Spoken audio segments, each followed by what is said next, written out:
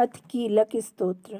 महर्षि श्री मार्कंडेय जी बोले, निर्मल ज्ञान रूपी शरीर धारण करने वाले, देवत्रयी रूप दिव्य 3 नेत्र वाले, जो कल्याण प्राप्ति के हेतु है तथा अपने मस्तक पर अर्धचंद्र धारण करने वाले हैं, उन भगवान शंकर को मैं नमस्कार करती हूँ।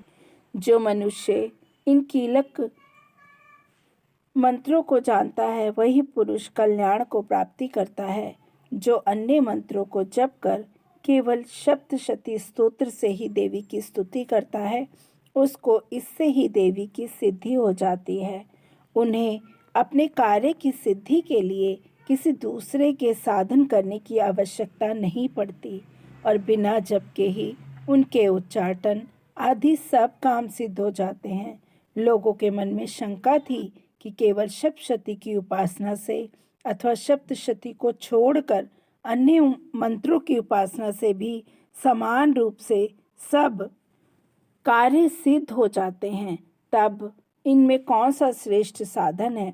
लोगों की शंका को ध्यान में रखकर ही भगवान शंकर ने अपने पास आए हुए जिज्ञासुओं को समझाया कि यह सप्तशती नामक संपूर्ण स्तोत्र ही कल्याण को देने वाला है।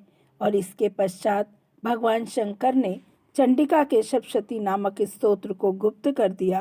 अतः मनुष्य इसको बड़े पुण्य से प्राप्त करता है।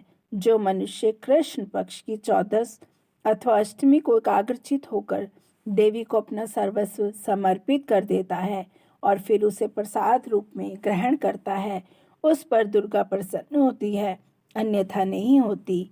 इस प्रकार सिद्धि के प्रतिबंधक रूप कीलक के द्वारा भगवान शंकर ने इस स्तोत्र को कीलित कर रखा है।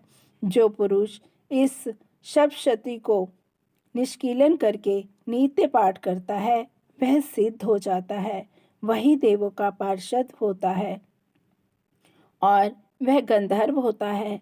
सर्वत्र विचरते रहने पर भी उस मनुष्य को इस संसार में कोई डर नहीं होता। वह आप मृत्यु के वश में नहीं पड़ता और मरकर भी मोक्ष को प्राप्त कर लेता है। किंतु इस कीलक की विधि को जानकर ही सप्तशती का पाठ करना चाहिए। जो ऐसा नहीं करता वह नष्ट हो जाता है। कीलन और निष्कीलन संबंधी जानकारी के पश्चात ही यह स्तोत्र निर्दोष होता है और विद्वान पुरुष इस निर्दोष स्तोत्र का ही पाठ आरंभ कर पाते हैं। स्त्रियों में जो कुछ भी सौभाग्य आदि दिखाई देता है वह सब इस पाठ की ही कृपा है।